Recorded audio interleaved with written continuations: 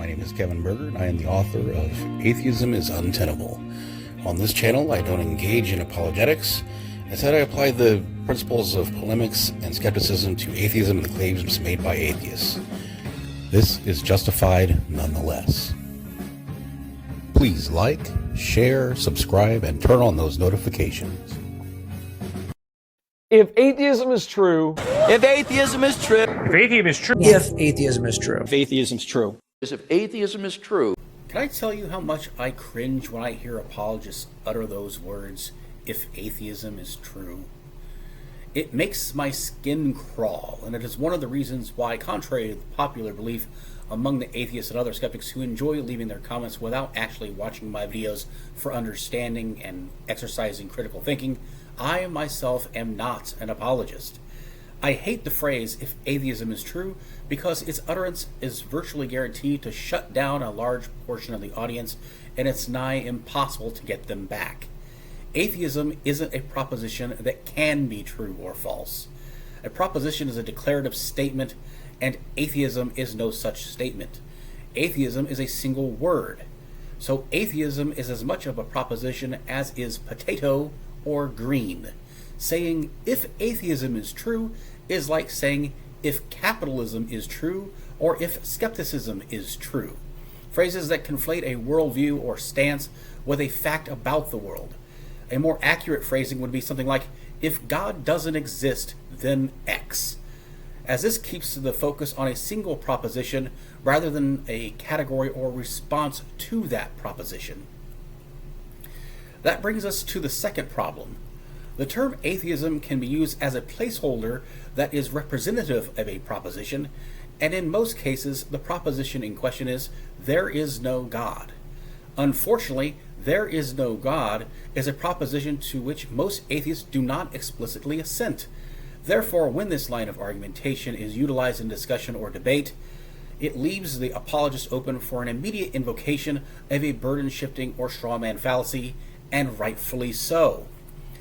The third problem, and this is another recurring issue among apologists, is that their argument isn't really for theism versus atheism, but for their own religious versus atheism, which means that there is no God is arguably a disingenuous expression of the proposition anyway, as a more sincere expression from their perspective would likely be, there is no insert Jehovah or whatever named deity that they have in mind, which again is a proposition to which most atheists do not explicitly assent anyway.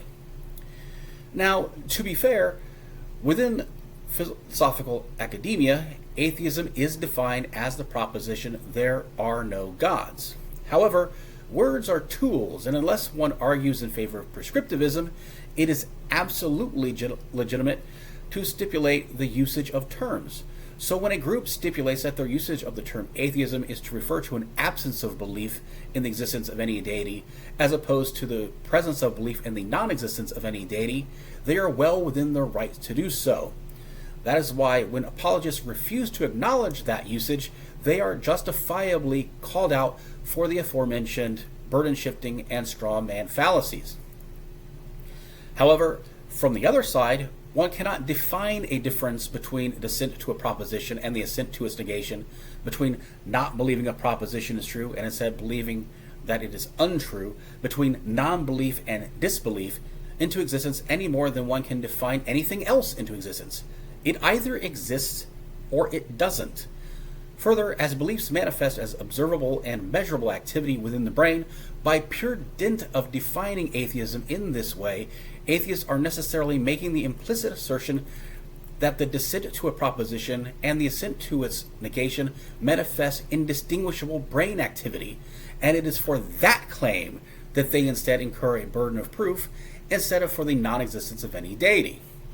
It is for that reason that I would recommend that religious apologists alter their line of argumentation and focus on the assertions that their opponents are actually making, and I encourage them to exercise pragma dialectics, particularly the freedom, unexpected, and usage rules, a topic that I may cover in a future video.